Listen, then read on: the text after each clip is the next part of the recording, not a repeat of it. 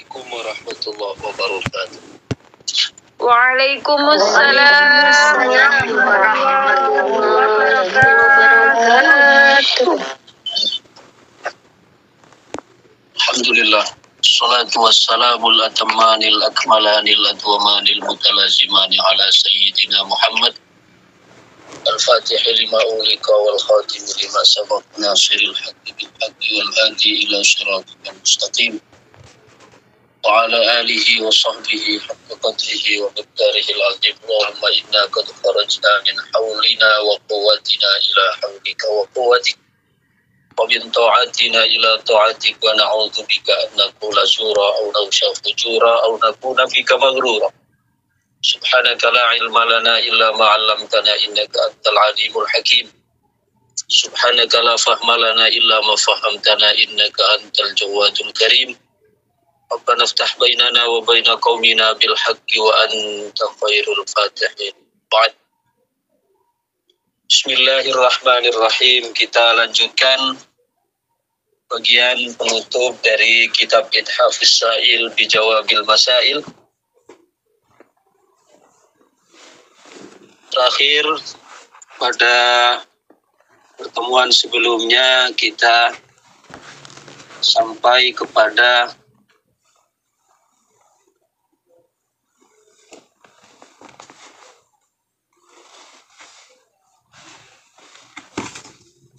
syair hatta sofa ibrizuhum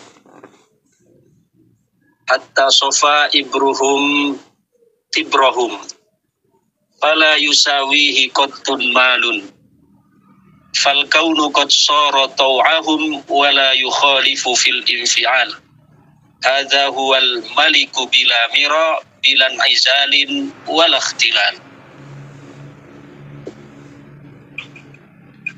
Pembahasan ini kita belum tuntas kemarin nggih pada pertemuan sebelumnya. Sekarang kita lanjutkan pembahasannya untuk kitab kuningnya itu halaman 78. Masih membahas tentang seputar karamah yang diberikan oleh Allah Subhanahu wa taala kepada para al-arifina billah. Pada halaman 78 bagian paragraf kedua di sana Al-Imam Abdullah Ibn Alawi Al-Haddad beliau menyampaikan, walau tawajjahal arifu ila jabalin liyazula aw bahrin liyaghura lakana dzalika bi qudratillah. Jika seorang arif, al-arif yakni orang yang kenal, yang ma'rifat dengan Allah Subhanahu wa ta'ala. Walau tawajjahal arifu ila jabalin, dan semisal umpama seorang arif mengarahkan dirinya kepada suatu gunung, liyazula, untuk menjadikan gunung itu hancur, au bahrin, atau kepada lautan, lakana dzalika bi qudratillah, maka semua itu adalah dengan kehendak Allah Subhanahu wa ta'ala. Jadi ketika seorang arif diberikan oleh Allah Subhanahu wa ta'ala yang namanya karamah, itu adalah yang mereka lihat semata karena kudrat dan iradat Allah Subhanahu wa ta'ala. Bukan karena untuk dipamerkan, bukan untuk menjadi ajab berbangga-bangga, apalagi menjadi wasilah untuk menyombongkan diri, tidak. Karena pada pertemuan sebelumnya juga di pembahasan hikam telah kita jelaskan bahwa karamah atau kasyaf bagi seorang arif itu bagaikan darah haid bagi seorang wanita. Sebagaimana seorang perempuan itu kalau ada darah haid maka dia akan sangat malu jika darah haidnya itu diketahui oleh orang lain. Wa kadzalikal karamah lil wali. Demikian juga karamah bagi seorang wali, kasyaf bagi seorang wali, itu bukan untuk ditunjuk-tunjukkan, bukan untuk diperlihatkan, ya. Karena mereka takut di dalam ibadahnya, di dalam ketaatannya itu justru tujuannya adalah untuk mendapatkan karamah atau untuk mendapatkan kasyaf. Ya. Sehingga kalau semisal ketaatannya atau ibadahnya itu untuk mendapatkan karamah atau mendapatkan kasyaf, maka sebenarnya dia bukan laisa huwa min abdillah wa innama huwa min abdil kasfi wal karamah. Jadi sebetulnya dia bukan hamba dari Allah yang hakiki, akan tetapi dia hamba dari karamah dan kasyaf yang dia inginkan. Jadi seorang arif, kalaupun semisal dia diberikan oleh Allah Subhanahu wa ta'ala karamah, itu yang mereka lihat di dalam karamahnya adalah itu semata kudrah dan iradah Allah Subhanahu wa ta'ala, bukan dirinya yang diagungkan. Oke. Baik. Summa innal arifina la yuqimuna waznan liman yashtahi hadhil karamati wa yatlubuha li nafsihi bihazzihi. Nah, kemudian seorang arif itu mereka tidak menjadikan karamah yang Allah berikan itu sebagai bagian dari bihazzi nafsi. Yani sekarang ada orang yang diberikan karamah oleh Allah, diberikan kasyaf oleh Allah, maka dia dengan karamah kasyaf yang diberikan menjadikan dirinya tinggi, menjadikan dirinya merasa lebih wah, lebih istimewa dari orang lain. Maka orang arif jauh dari itu. Ya, ba'idun an huzudi nafsi. Mereka jauh dari kepentingan dirinya. Wa yaquluna, bahkan mereka dengan tegas mengatakan al-karamatu al-istiqamah. Karamah itu yang menjadi karamah yang hakiki itu adalah al-istiqamah. Kami dulu pernah diceritai oleh guru kami, Syekhuna Syekh Yusuf bin Muhyiddin di Kulbahur Al-Hasani. Pada saat beliau masih bersama guru beliau, yaitu Al-Imam Syekh Abdul Qadir Isa Al-Halbi dari Damaskus. Suatu ketika Syekh Abdul Qadir Isa itu didatangi oleh beberapa orang dengan mengatakan, wahai Syekh, kalau guru kami banyak memiliki karamah, semisal bisa makan paku, bisa makan beling, bisa makan batu dan seterusnya. Kalau panjenengan apa karamahnya? Jadi ingin supaya Syekh Abdul Qadir Isa Al-Halbi, bukan Syekh Abdul Qadir Al-Jilani, tapi Syekh Abdul Qadir Isa Al-Halbi yang beliau wafat sekitar tahun 2001 kalau tidak salah, guru dari guru kami. Lalu apa kata beliau? Intazir, tunggu sebentar. Akhirnya beliau ke dapur dan beliau mengambil satu nampan buah. Di situ ada mangga, ada apel, ada pisang, ada semangka dan berbagai macam buah. Lalu ketika sampai di hadapan tamu-tamu yang datang itu, beliau mengambil beberapa buah itu dan beliau memakannya. Kata tamu-tamu ini, wahai Syekh, mana karomah antum? Karomah sampean mana? Kalau karomah guru kami makan paku, makan beling, makan ini, makan itu. Apa kata Syekh Abdul Qadir Isa Al-Halbi? Karomah saya ini, makan buah. Karena bukankah Allah telah menjelaskan, walaqad karramna bani Adam, bukankah kami telah muliakan Bani Adam? Kemuliaan manusia itu ya untuk makan buah, bukan makan paku. Makan paku, makan beling, itu bukan fitrah sebagai manusia, bukan suatu kemuliaan itu. Jadi justru oleh Allah kita ditakdirkan untuk makan buah-buahan yang alamiah, itulah yang justru menjadi bagian dari kemuliaan yang Allah berikan kepada kita. Lalu kemudian Syekh Abdul Qadir Isa menjelaskan, sebenarnya karamah yang hakiki bukan ketika kita memiliki keistimewaan yang seperti engkau sebutkan tadi, akan tetapi karamah yang hakiki adalah ketika kita mampu untuk istiqomah di dalam jalan ketaatan kepada Allah Subhanahu wa ta'ala. Nah, ini senada dengan yang disebutkan oleh Sayyid Abdullah ibn Alawi al-Haddad dalam pemaparannya tadi, summa innal arifina la yuqimuna waznan liman yashtahi hadhil karamati wa yatlubuha li nafsi bihazzi wa yakuluna al karamatu al istiqamah wa hiya al mu'abbaru anha bi husnil mutaba'ati lir rasul sallallahu alaihi wasallam zahiran wa batinan. Atau dengan ungkapan lain, istiqamah itu yang merupakan puncak dari karamah adalah disebut dengan husnul mutaba'ah. yakni ma makna husnul mutaba'ah. Jadi husnul mutaba'ah itu apa? Mengikuti Nabi secara zahiran wa batinan. Karena ada ittiba' zahir, ada ittiba' atau mutaba'atul batin. Okay. Kalau ittiba' zahir, misalnya sholat, Nabi menyampaikan sallu kama ra'aitumuni usolli. Sholatlah kalian sebagaimana melihat aku sholat. Okay. Artinya mengikuti Nabi bagaimana takbirnya, kemudian rukuknya, sujudnya, okay, duduknya, salamnya, itu namanya ittiba' zahir. Tapi sebagaimana Nabi menyampaikan sallu kama ra'aitumuni usolli, kita mengikuti beliau sholat dari aspek zahir, dari aspek bagaimana beliau gerak-geraknya, gerak-geriknya, bagaimana beliau dalam pelaksanaan ibadah zahir dari sholat, maka sebenarnya di balik sholat itu juga ada mutaba'atul batin.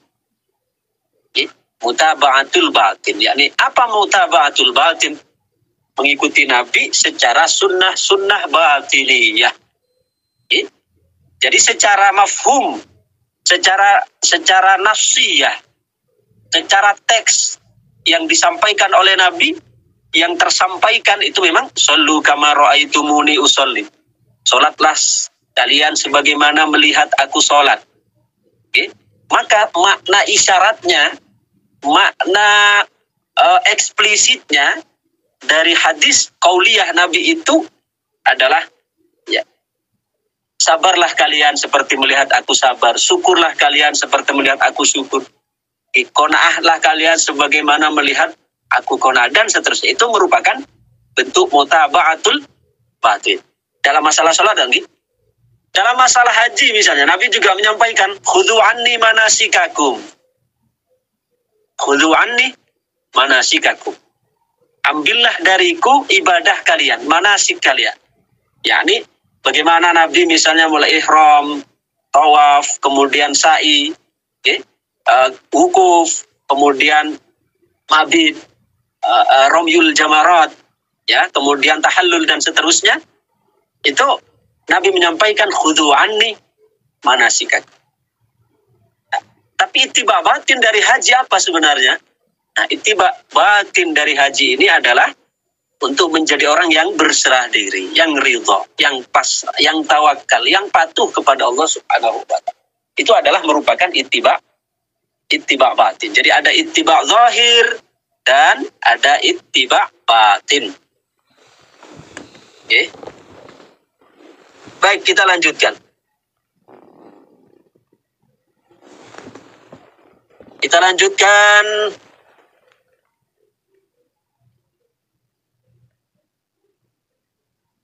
Wala yasilu ahadun ila syai'im min hadhil khawariqi hatta tasira nafsuhu fi ghayatin minal latafah biwasitatir riyadati wa yatahaqqaqu bi kitmanil asrar wa yata'arr.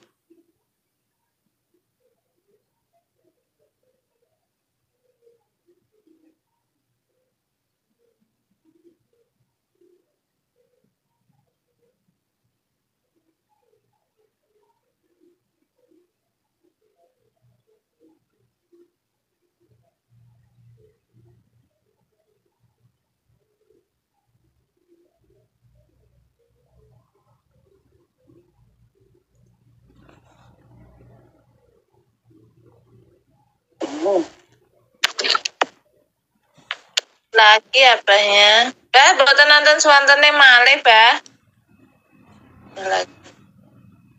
Sampai ke sana tidak secara serta merta. Wala yasilu ila hadhil martabah illa ba'da takhallusiha minal huzuz an-nafsaniyah. Tidak akan sampai kepada tataran ini kecuali setelah betul-betul tanggal dari kepentingan dirinya, kepentingan pribadinya, kepentingan hawa nafsunya, kepentingan keakuannya. Oke. Karena sering saya sampaikan waktu kita ngaji hikam bahwa yang menjadi penghambat kita kenapa dalam perjalanan ruhani menuju Allah ini kok kita selalu stagnan. Paham stagnan gitu? Artinya apa stagnan itu? Jalan di tempat. Ya. Selalu stagnan, jalan di tempat. Jadi seolah-olah tidak ada progres. Ya, tidak ada progres. Sebenarnya di dalam mengarungi samudra perjalanan ruhani menuju Allah ini ada beberapa hal yang menghalangi kita. Yang pertama adalah apa? Pertama adalah setan. Yang kedua adalah hawa nafsu. Ya. Yang ketiga adalah kebodohan. Yang keempat adalah keakuan. Yang keempat adalah keakuan. Yang pertama, setan. Setan itu akan selesai dengan zikir. Ya, setan itu akan selesai dengan zikir. Jadi dengan zikir setan itu selesai sudah. Kemudian kita sudah zikir, tapi kenapa kok masih terasa jalan di tempat? Berarti ada penghalang berikutnya, yaitu apa? Nafsu. Ya. Maka nafsu itu untuk mengatasinya tidak cukup hanya dengan zikir, tapi butuh mujahadah. Oke, butuh mujahadah dan riyadhah. Nah, ini pembahasan kita sekarang ini. Mujahadah dan riyadhah. Apa mujahadah dan riyadhah? Ya, prinsipnya itu ada 4 kata Kanjeng Sunan Ampel. Melek luwe meneng dewi. Melek yakni as-sahar, qiyam. Ya. Kemudian melek luwe yaitu as-shaum. Ya. Kemudian meneng as-somtu. Ya. Yakni mengurangi pembicaraan yang tidak penting. Kemudian yang terakhir dewi yakni uzlah. Ini adalah senjata untuk menaklukkan hawa nafsu. Jadi zikir itu untuk menjadi senjata menghadapi syaitan.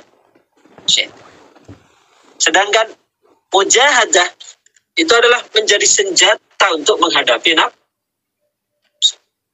Jadi kalau kita sudah zikir, ya, itu nafsu belum selesai. Setan sudah selesai sudah, tapi nafsu belum. Ya. Nafsu itu tidak cukup hanya dengan zikir, tapi efektifnya ya di samping zikir untuk menaklukkan setan, maka mujahadah itu untuk menaklukkan apa? Paham gitu? Jadi. Kemudian selanjutnya kita sudah selesai mujahadah dengan nafsu. Tapi masih lagi ada berikutnya itu apa? Ananiyah. Atau yang dimaksud yang disebut dengan ego lah. Ananiyah ini tuntasnya dengan apa? Dengan khidmah. Dengan khidmah. Apa itu khidmah? Kita belajar untuk menegasikan ananiyah kita dengan banyak memberikan khidmah. Yakni kita isar, mendahulukan orang lain. Nah, ini sebenarnya merupakan proses-proses di dalam memberikan tarbiyah ruhiyah, mujahadatun nafs, tahdzibul akhlak, ya, dengan menempuh tahapan-tahapan atau maratib yang disampaikan tadi di di atas. Baik, kita lanjutkan.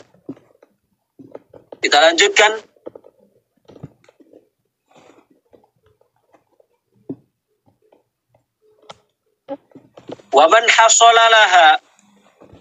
hasolalahu say'um minha qabla ihkami hadhil umuri kanat fitnatan alaihi illa in asamahu Allahu wa hafizahu. Barang siapa yang diberikan atau yang mendapatkan keistimewaan di atas, yakni hal-hal yang nyeleneh itu, sebelum dia betul-betul keluar dari apa yang menjadi kepentingan dirinya, kepentingan egonya, maka justru itu akan membahayakan, akan menjadi fitnah atas dia.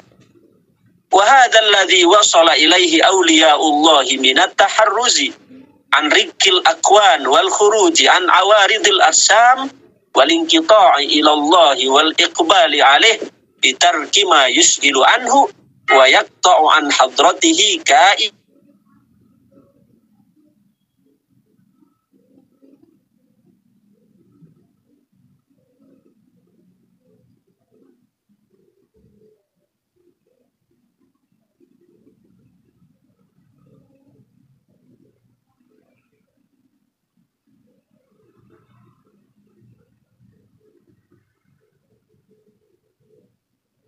Mereka sangat menjaga sekali dari mengejar target untuk mendapatkan karamah di dalam ibadahnya.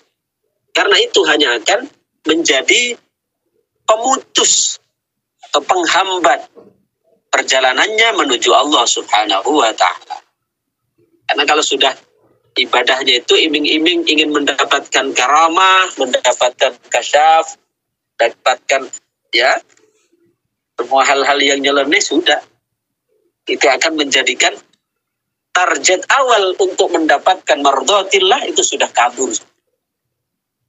sudah tidak bisa fokus lagi, karena sudah bercabang keinginannya itu ingin mendapatkan karamah, mendapatkan kemuliaan atau mendapatkan kenyelenehan. Para auliaillah mereka sangat menghindari itu, sangat menghindari hal tersebut. Baik,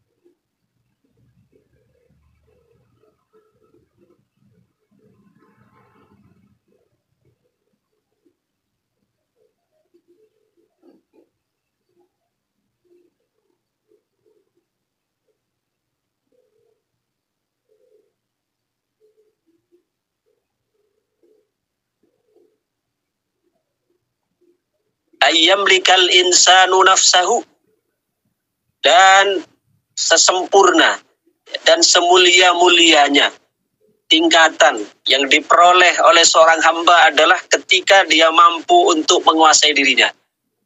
Nah, ini semakna dengan sabda Nabi SAW, laisa asyadidu bisur'ah wa innama asyadidu may yamliku nafsahu indal ghadab. Bukankah seorang jagoan itu adalah orang yang jago di dalam pergulatan.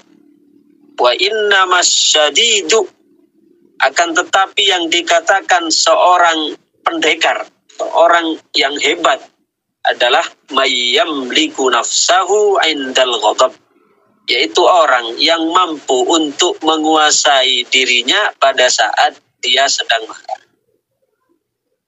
Jadi ini orang jagoan dalam perspektif Rasulullah Shallallahu Alaihi Wasallam.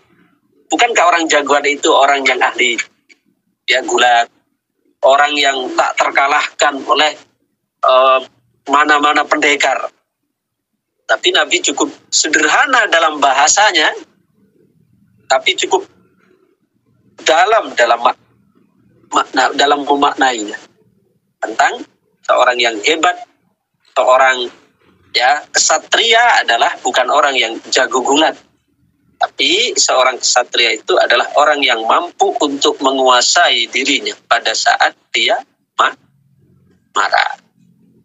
Demikian, ini saja dulu yang bisa saya sampaikan. Mohon maklumnya karena ini jaringannya sepertinya naik turun ya di Madinah ini.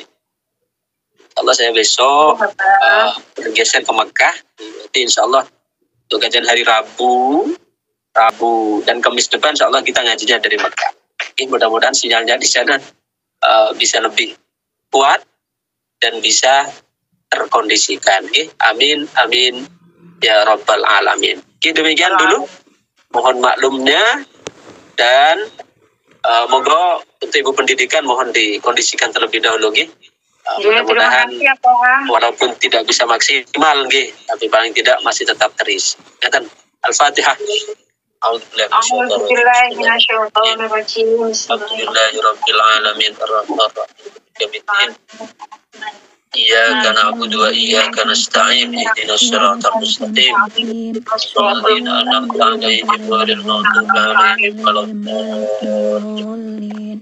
Allahumma shalli wa sallim wa barik ala sayyidina Muhammad wa ala alihi wa sahbihi wa sallam. Alhamdulillahirabbil alamin.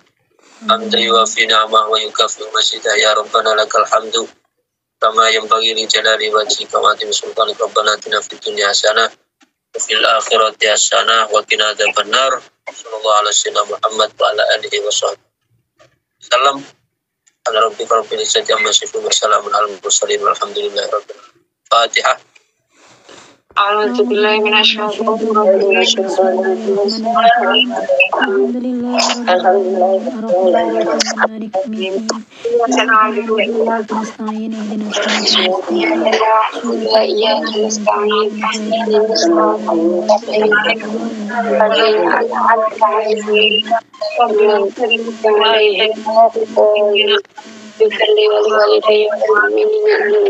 Ya Rabbal Alamin. Demikian. Assalamualaikum warahmatullahi wabarakatuh. Waalaikumsalam warahmatullahi wabarakatuh.